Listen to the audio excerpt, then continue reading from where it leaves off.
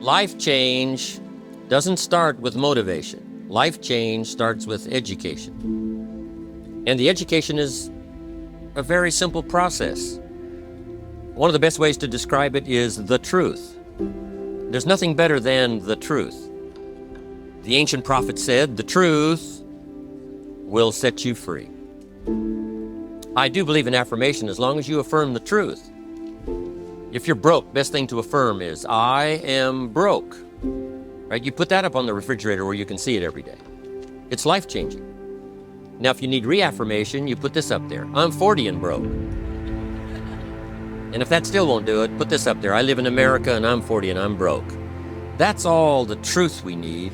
That's all the affirmation we need, is to state the fact.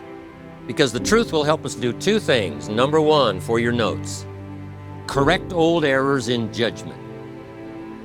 And in order to change your life for the future, we've got to clean up those old errors in judgment. And all we've got to do is, first of all, establish the truth as to why you're where you are. The truth helps us to clean up old errors in judgment. Now, here's the next thing the truth helps us to do. Establish new disciplines. Like the apple a day. First, we clean up the error. We haven't had an apple a day. Now we establish the new discipline. Let's go for an apple a day as a beginning point for developing good health for the future. You haven't been doing the things in the past. Let's now start cleaning that up. That's what we call the truth. That's where education begins. And if somebody wants to change their life, that's where we start, with the truth. Now, once we've established that, however, we do need the power of attitude, the power of emotion, how we feel. And now let's go through that. It's how you feel about four major things.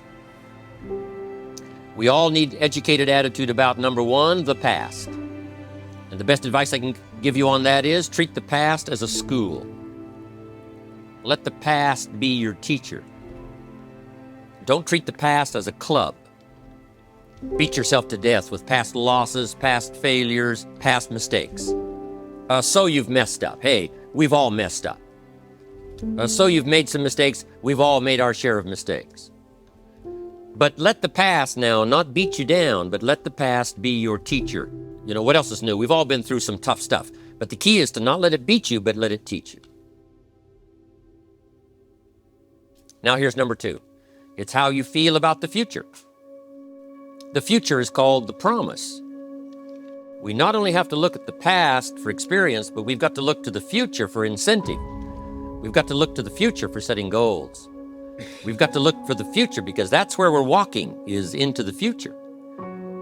Now, the future is called the promise. And the promise of the future can be an awesome force in all of our lives. The promise of the future. Now, make this note. For every promise, there's a price.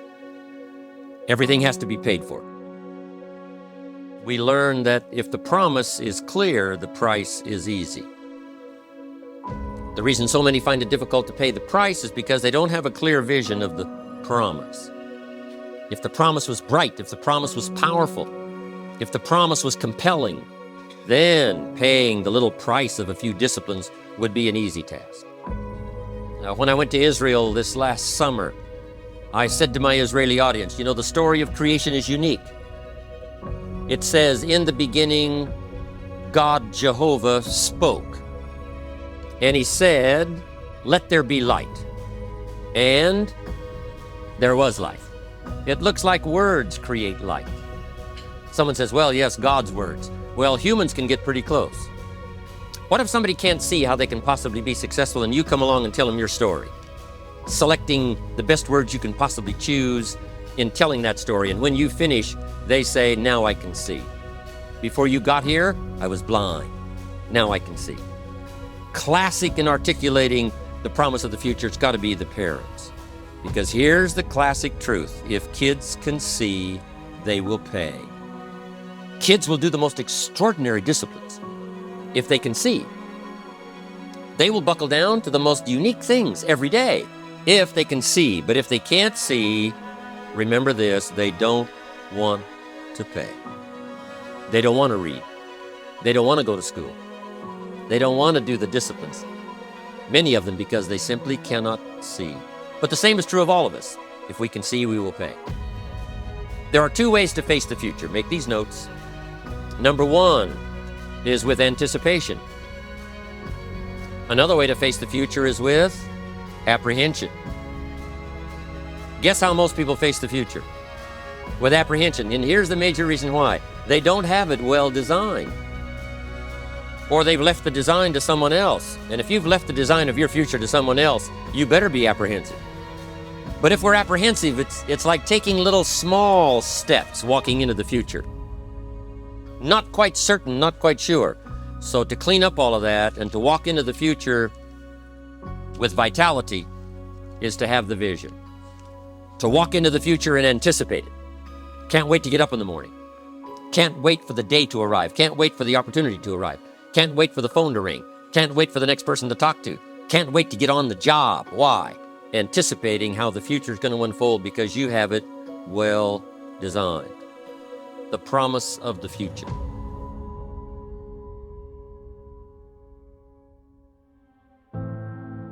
Now, here's another one. Under attitude. It's how you feel about everybody. You've got to have a good educated attitude about the all of us, the everybody. The Pledge of Allegiance in America, Pledge of Allegiance to the flag, starts with I and ends with all. That's the sweep of the country, each of us and all of us. So let me put it in a little philosophical phrase. Here it is. Each of us must understand how valuable all of us are. It takes all of us to make a country.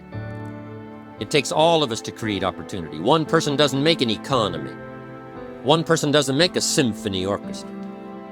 One person doesn't make a church. One person doesn't make a family. It takes a collective effort to create an enterprise. It takes a creative effort from many to create industry. It takes all of us to have a government. It takes all of us to create opportunity for each of us. So that's very important to understand the all of us. And here's why. You can't succeed by yourself. It's hard to find a rich hermit. I mean, you can't succeed off by yourself. It takes all of us to create a good office. It takes all of us to create a working arrangement. So, learn to appreciate the all of us. This is one of the most important parts of our education, is the education of attitude that understands the value of all of us. But here's the key. Learn to appreciate it. But if somebody writes a book and you don't read it, somebody creates a song and you won't listen, somebody sets up a class and you won't attend, somebody has opportunity, you won't take advantage of it, then see, that's got to be your fault. Nobody's fault but yours. That's the key that wins. The attitude of understanding the value of all of us.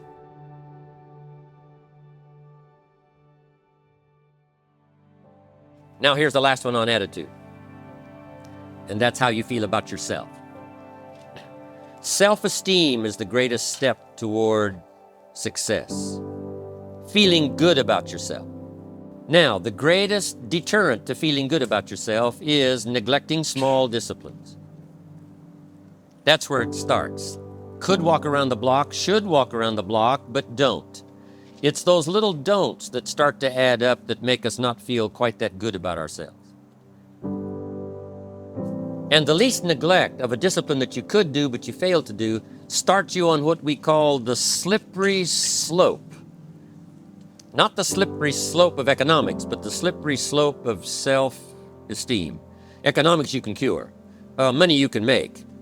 Classes you can take. But I'm telling you, if you let the insidiousness of that little piece of lack of self-esteem start to grow, I'm telling you, it can be the undoing of so many fortunes and so many lives and so many futures. Don't let that happen to you. That's why I mentioned earlier, clean up all neglect. Here's why. Accepting small disciplines and going for them regularly and consistently is the greatest builder of self-esteem. Changing direction can be the greatest builder of self-esteem. And it doesn't take much to change direction. An apple a day will start it with your health. A new book for your new library will start it for your education. Small disciplines that change direction, that lead to self-esteem. And make this note, direction determines destination. And here's what's exciting. You can't change destination overnight, but you can change direction overnight. After today, you don't ever have to walk the same road. You're not a goose. You don't have to keep flying south. You don't have to adopt the neglect of the past and let it mess up the future. You don't have to do that starting today. Starting today, you can lay a whole new track. And if you lay a new track, in 1 week it leads to a new place. In 90 days, it leads to an incredibly new place. In 1 year, you won't believe it. In 3 years, it'll be incredible. In 5 years, you'll be bonkers. And as you look back and say, how did I arrive in this grand and glorious place? And you say, 5 years ago, I took this little step. It's those small changes that prove to yourself you're laying a new health track. Set aside some money, you're laying a new financial track.